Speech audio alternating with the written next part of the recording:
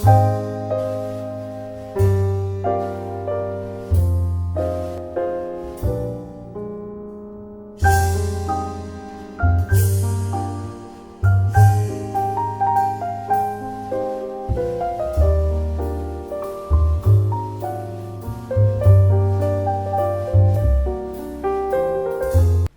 novel Long Islanders is built around 11 couples and another dozen secondary characters. Natalie and Richard Corey are the main couple. The story opens and closes with them on the beach in Southampton on Long Island, New York. After university, Richard enters the securities industry and Natalie becomes an advertising executive. The couple have 3 children. They live on Manhattan's Upper East Side for several years, then decide to buy a Tudor-style house in Garden City on Long Island. Richard and Natalie also own a house in Southampton, which they received as a wedding present from his parents. Richard is the protagonist in the story. Jed Black, Richard's friend from high school, helps him get a job at Harris Ogilvy, a Manhattan brokerage firm.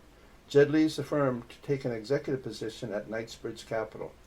Richard decides to start his own company, Atlantis Capital, which eventually trades on the New York Stock Exchange.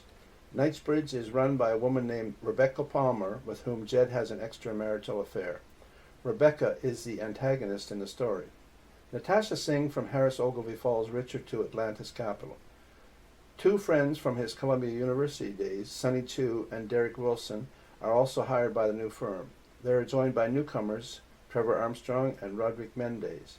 2 of Atlantis Capital's principal clients are Jesse Novak and Jay Beck. Natasha Singh lives in Queens on Long Island. She meets a New York Yankees infielder, Randy Yoder, who is also a fallen-away Mennonite. Sonny Chu lives on a boat on the Upper West Side of Manhattan.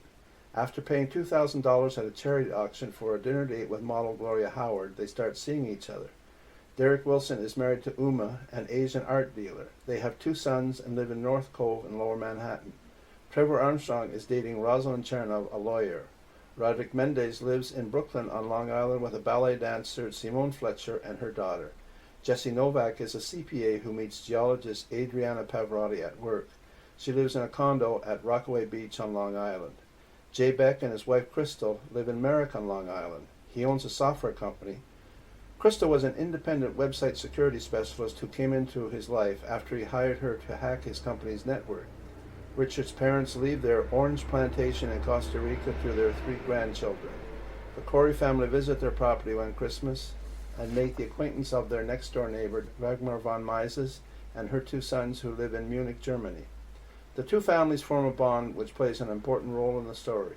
A year later, Natalie takes the children to Florence, Italy, where she pursues a summer certificate program. Richard joins them at the end of the summer, and they go to the Villa Ripoli in Tuscany, where he takes a cooking course. Before returning to the U.S., the Coreys go to Munich to visit the von Mises.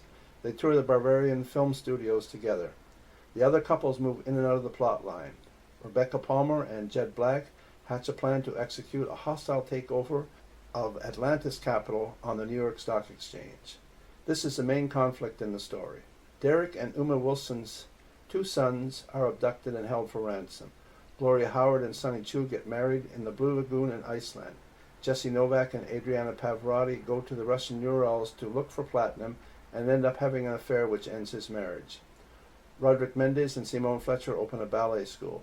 Jay and Crystal Beck live through the drama of her attempted rape.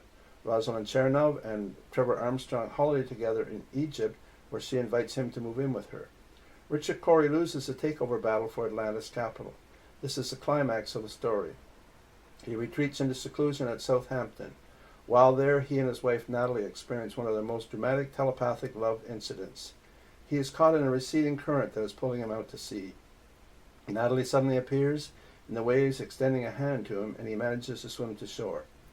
Many of the characters are invited to a Seafest barbecue at the Corey's house in the Hamptons at the end of the novel. Richard asked 12 of them to be directors on the board of a new foundation he is starting, which has a mission to build gazebos in cities all across America. After all the guests leave, Natalie and Richard go down to the beach where they discuss the telepathic incidents they have been experienced. The story closes with him telling her, "Love isn't just a word if it has an effect like that on our minds."